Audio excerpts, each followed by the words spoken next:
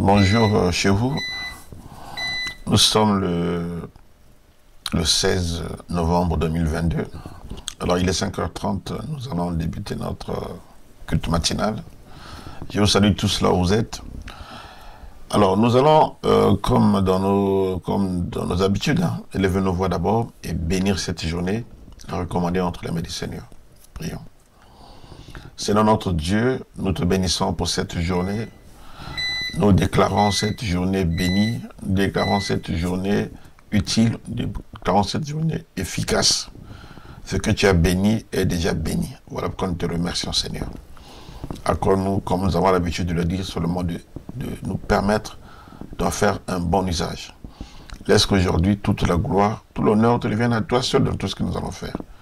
Soutiens-nous dans toutes nos activités, car nous avons besoin de toi. Car tu nous as dit que sans toi, nous ne pouvons rien faire. Te recommandons ce moment que nous allons passer ensemble, que cela soit entièrement pour ta gloire. Dans le nom de Jésus, nous avons aussi prié. Amen. Nous allons passer à notre exhortation de ce matin. Ce matin, nous voulons parler un peu de l'habillement. On va notamment parler des femmes, mais c'est général en réalité. Comment doit s'habiller une femme chrétienne? C'est notre exhortation de ce matin. Et le texte que nous allons utiliser, c'est 1 Timothée chapitre 2, du verset 9 à 10. J'avertis déjà que ce texte, plus loin, ce texte soulève un peu des sujets très controversés, des sujets à polémique, mais ce n'est pas l'objet de mon exhortation ce matin. Je voulais juste parler de l'habillement. Donc, 1 Timothée chapitre 2, notamment le verset 9 et 10. Je vais lire.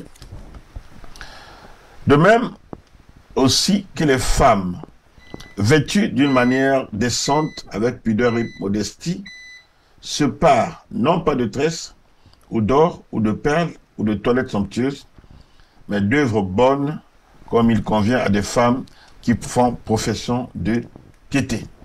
Voilà donc les recommandations que l'apôtre Paul avait données à son enfant de la foi, Timothée, serviteur de Dieu. Comment devaient s'organiser des églises? Dans une église, dans chaque église locale, comment les femmes devaient s'habiller. C'est expliqué dans ce passage, 1 Corinthiens chapitre 2, verset 9. Alors, nous, pour notre commentaire, voilà ce que nous allons d'abord dire. Après, nous vous donnerons quelques principes que nous avons retenus de là. C'est que vous savez, tout ce que nous faisons, nous le faisons devant des témoins. Devant la grande nuée de témoins dont parle la Bible dans Hébreux 12, 1. Il y a une grande nuée de témoins qui nous observent dans tout ce que nous faisons. Même quand nous nous habillons, nous sommes observés. Observés par qui? Par la nuée de témoins. La nuée de témoins, je n'ai pas vu là où on l'a définie dans la Bible, mais je sais que la nuée de témoins, de ce que je connais, la nuée de témoins, c'est bien évidemment tous ceux qui peuvent être au courant de ce que nous faisons. Et le monde spirituel qui nous regarde, que ce soit le camp du mal comme le camp du bien, c'est-à-dire les anges comme les démons. Il y a des gens aussi dans notre entourage, notre environnement, ceux qui nous voient. Les chrétiens, les gens du dehors, les païens, tous ceux qui nous observent font partie de la nuée des témoins. Ils nous voient comment nous nous habillons. Nous devons le savoir. Et puis, dans l'habillement, il faut savoir que rien n'est anodin, tout ce que nous faisons nous. C'est pas que c'est juste comme ça, par hasard, que nous nous habillons d'une façon ou d'une autre. Tout a une cause. Si on s'habille d'une certaine façon, c'est que on sait pourquoi on le fait. Tout a une cause. Et je dirais même que tout a un instigateur. Il y a quelqu'un qui nous inspire toujours comment nous devons nous habiller. Alors, nous devons savoir de quel esprit nous sommes animés quand nous nous habillons. Quel est l'esprit qui me pousse à m'habiller comme ça? Est-ce que c'est l'esprit de Dieu ou c'est l'esprit du mal? Il faut réfléchir, il faut savoir. Pourquoi on s'habille d'une façon ou d'une autre? Qu'est-ce qu'on veut exprimer? Est-ce que c'est l'esprit de séduction qui me pousse à m'habiller comme ça? Est-ce que c'est l'esprit d'orgueil, de rébellion? L'esprit de suffisance? Qu'est-ce qui m'anime? Pourquoi je m'habille comme ça? Ce sont des questions à se poser lorsque nous enfilons nos vêtements. Avant d'enfiler nos vêtements, c'est des questions que nous devons nous poser. Et il faut aussi savoir que Tout ce que nous faisons a un impact sur les autres. Notre façon de nous habiller peut avoir un impact sur les autres. Est-ce que nous aimons notre prochain? Est-ce que nous voulons aider notre prochain à affermir sa relation avec Dieu, à grandir dans la foi, ou bien nous voulons le pousser à la perdition, le pousser à l'enfer? Est-ce que nous voulons provoquer sa chute? Nous voulons l'aider à avancer, à servir Dieu, à glorifier Dieu en toute pureté, en toute sagesse. C'est ces questions-là qu'il faut se poser. Et c'est ces questions-là qui se cachent derrière la mode, derrière l'habillement. Il y a toujours quelque chose derrière. Il y a un instigateur. Il y a le monde spirituel qui est derrière. L'Esprit de Dieu devait nous inspirer, nous, en tant que chrétiens, en tant que chrétienne. Femme chrétienne, homme chrétien, quand tu t'habilles, l'Esprit de Dieu doit pouvoir t'inspirer. Si nous reprenons ce texte de 1 Timothée chapitre 2, versets 9 à 10 de l'apôtre Paul, bon, il donne des règles, hein. Vous savez, il dit ne pas mettre des tresses, ne pas faire ceci. Nous n'allons pas nous attarder sur ça. Parce que plus loin, quand vous regardez dans Colossiens chapitre 2, du verset 21 au 23, l'apôtre Paul condamne le fait de donner des règles lui-même. On parlait de manger là-bas et tout, mais il dit certaines règles ne font que satisfaire la chair. Ça ne sert à rien. Parce qu'on ne peut pas contrôler ça et ça va créer des polémiques pour rien. Ne pas mettre de tresses, ne pas faire ceci, ne pas porter un petit habit. Non. Le plus important ici, nous devons retenir, ce sont des principes. Principes à observer pour pouvoir s'habiller correctement en tant que chrétien. Dans ce passage de 1 Timothée 2, verset 9, il est donné quelques principes. Hein. Alors voilà, il y a 3 principes qui doivent nous conduire quand nous devons nous habiller. Le premier principe que nous pouvons lire dans ce passage, c'est la décence. Décence. C'est-à-dire qu'il faut s'habiller avec dignité. Il faut s'habiller avec honorabilité, quoi. C'est-à-dire que de telle façon, quand tu t'habilles, tu te fais honneur. Tu te fais honneur. Il faut s'habiller avec un certain sens de savoir-vivre, de bienséance. Il faut être décent dans son habillement. Il faut avoir, c'est-à-dire qu'il faut faire preuve d'une bonne conduite. L'habillement doit être décent. Il ne faut pas que ce soit scandaleux. Il ne faut pas que ça enfreine les règles du savoir-vivre. Tu dois être tu sais dans quel environnement tu évolues, dans quel environnement tu vis. Est-ce que je peux m'habiller de telle façon ou de telle autre?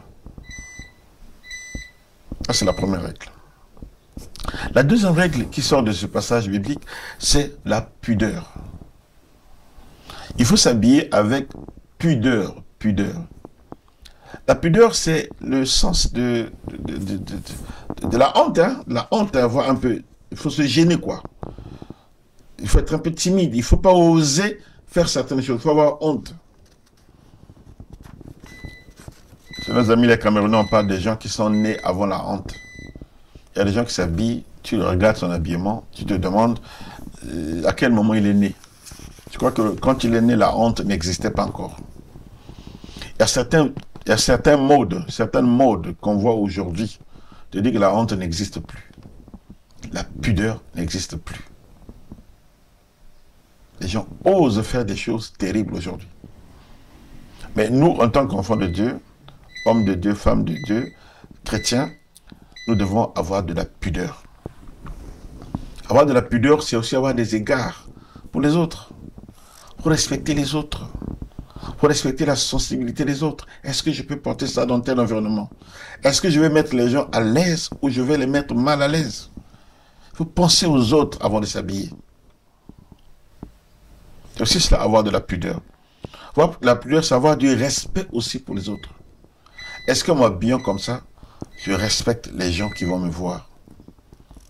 Selon le milieu où je vais aller. Là, on parle de l'église.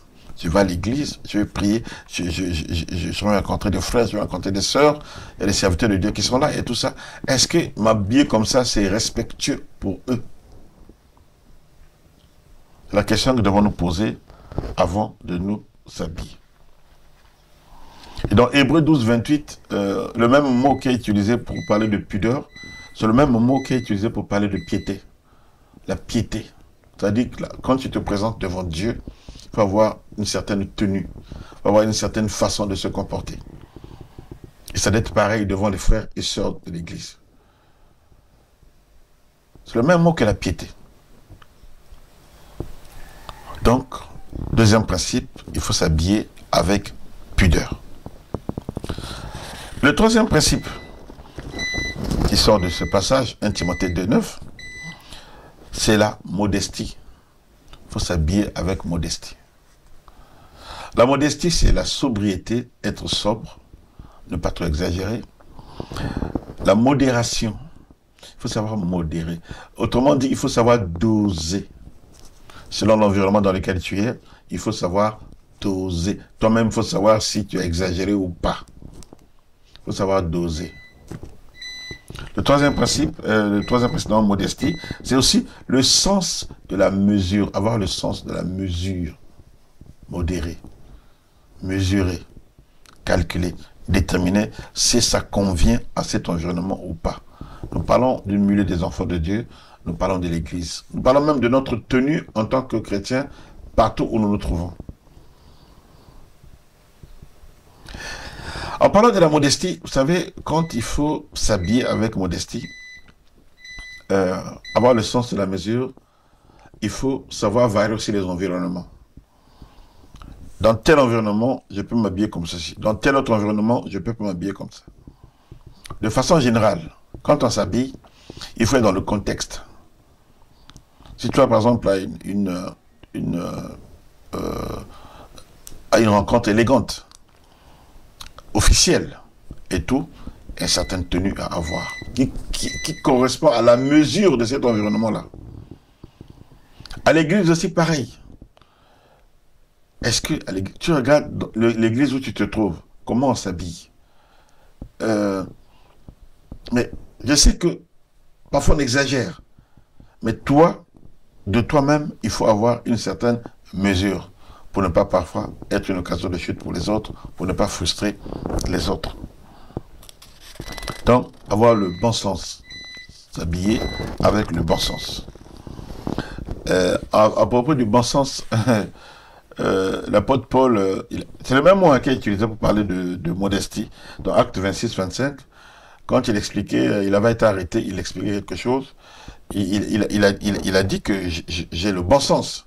C'est-à-dire que je ne suis pas fou, j'ai mon esprit solide. Hein? Donc, il ne faut pas s'habiller comme un fou en réalité. Il faut s'habiller comme un fou.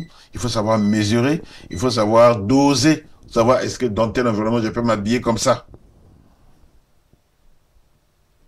Voilà donc ces trois principes.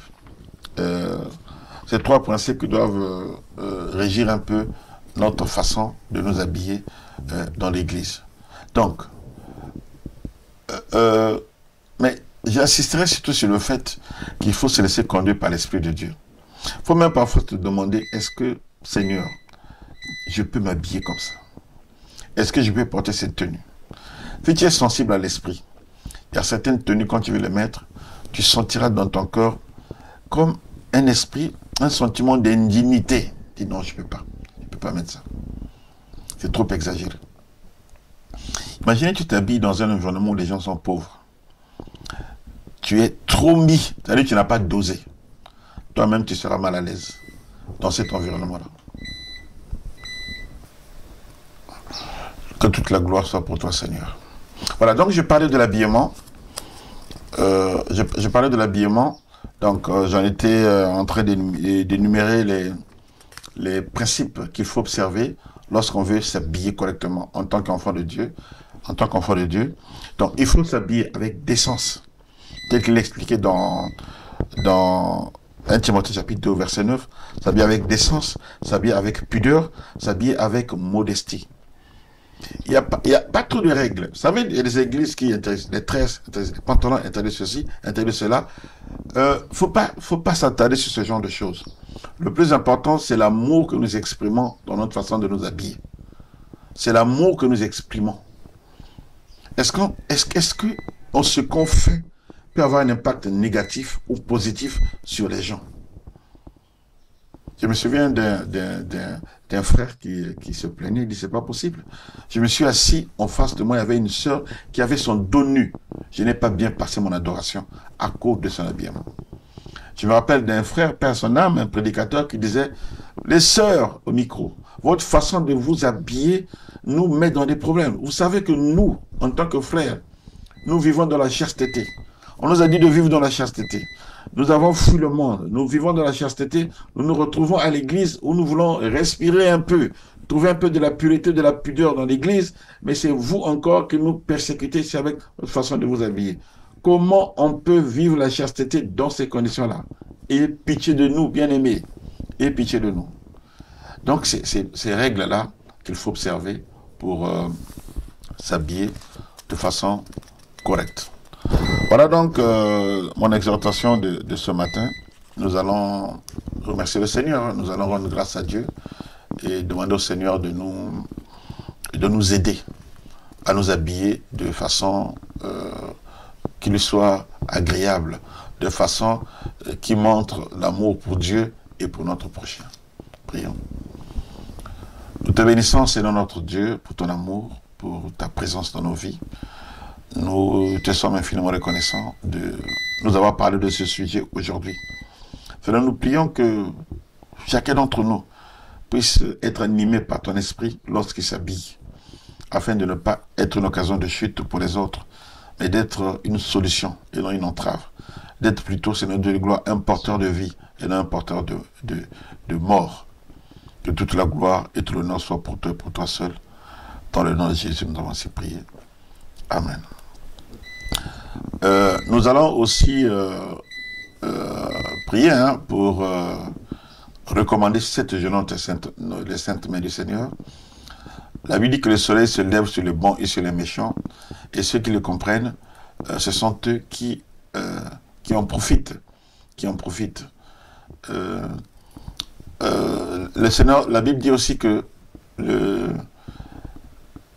secours de l'Éternel est toujours permanent et que ses bontés, ses compassions se renouvellent chaque matin. Ce matin, nous allons demander au Seigneur de nous faire grâce afin que ses bontés, ses compassions soient avec nous tout au long de la journée. Prions. Seigneur, merci encore pour cette journée que tu disposes devant nous. C'est une grâce de pouvoir être en vie encore. C'est une grâce de pouvoir voir un nouveau jour. C'est nous savons que tes bontés, tes compassions se renouvellent tous les matins. Merci de nous faire grâce encore aujourd'hui. De nous montrer ton amour, de nous montrer tes bontés. Sois avec nous, Seigneur. Soutiens-nous dans tout ce que nous allons faire. Seigneur, ne nous permets aucun moment d'égarement loin de toi. Seigneur, accorde-nous de réussir tout ce que nous faisons. Tu as dit qu'à chaque jour suffit sa peine. Le Seigneur, permet que la peine d'aujourd'hui passe et que nous ne pouvons pas entrer dans la prochaine journée avec les mêmes problèmes, avec les mêmes situations. Donne-nous la solution encore aujourd'hui, Seigneur. Que nous ne manquons de rien, Père de gloire, pour la seule gloire de ton nom. Au nom de Jésus-Christ, nous allons ainsi prier. Alléluia. Amen. Nous allons prier pour les membres de nos familles, les recommander entre les mains du Seigneur, notamment ceux qui sont avec nous dans la même maison. Que le Seigneur leur fasse grâce. S'ils ne connaissent pas le Seigneur, qu'ils le connaissent et qu'ils le servent aussi. Élevons nos voix et prions. Seigneur, je prie pour tous mes enfants. Je prie pour mon épouse. Je prie, Seigneur Dieu de gloire, qu'ils te connaissent davantage, qu'ils te servent davantage. Augmente la crainte dans leur vie. Augmente la crainte dans leur cœur. Fais qu'ils te connaissent et qu'ils te servent. Seigneur, je prie qu'aucun d'entre eux ne puisse dépendre de l'homme, mais qu'ils dépendent essentiellement de toi. Pourvoir à leurs besoins, rends-les capables de s'assumer, Seigneur Dieu de gloire, d'être capables de se prendre en charge eux-mêmes, étant soutenus par toi. Que personne ne dépende des autres, mais qu'ils soient soutenus par toi, dans les ressources nécessaires, tout ce dont il a besoin pour, Père de gloire, vivre dans cet univers, dans ce monde où tu nous as placés. Je te le demande dans le nom de Jésus-Christ. Amen. Nous allons recommander ceux qui vont aller au travail, ceux qui vont aller à l'école. Prions que le Seigneur les protège, que le Seigneur les garde et qu'il les soutienne partout où ils seront. Prions. Seigneur Dieu de gloire, nous prions encore pour nos déplacements, pour ceux qui allaient dans les milieux professionnels, pour les enfants qui vont aller à l'école, les étudiants, les élèves. Mais nous prions que tu les mettes sous ta protection encore en ce jour. Qu'ils soient sous ta protection, qu'ils soient précieusement gardés par toi. Que rien de fâcheux ne leur arrive, que tous les traits enflammés de l'ennemi soient éteints, que toute âme forgée contre eux soit nulle et de nul effet, au nom de Jésus-Christ. Accorde-leur de passer une bonne journée et permet que chacun rentre, Père, en fin de journée chez lui. Que les familles se retrouvent dans la paix, dans la joie. Pendant qu'ils sont à l'école, pouvoir aux besoins aussi, afin qu'ils viennent trouver à manger à la maison. Au nom de Jésus-Christ, nous aussi prie. Alléluia. Amen. Nous allons prier pour dans le milieu chrétien, pour l'Église. Nous allons prier que le Seigneur soit présent dans le milieu. C'est tout ce que nous voulons, sa présence. Qu'il soit présent au milieu de nous et qu'il nous aide à avancer avec lui. Prions. Merci Seigneur encore pour l'Église. Soutiens-nous au nom de Jésus-Christ. Amen. Merci, je vais devoir m'arrêter là parce que je vais perdre ma batterie. Je vais perdre ma batterie tout à l'heure. J'ai une alarme. Que le Seigneur bénisse votre journée. Que le Seigneur soit avec vous dans tout ce que vous allez faire. Nous nous retrouvons donc demain matin à 5h30. Merci.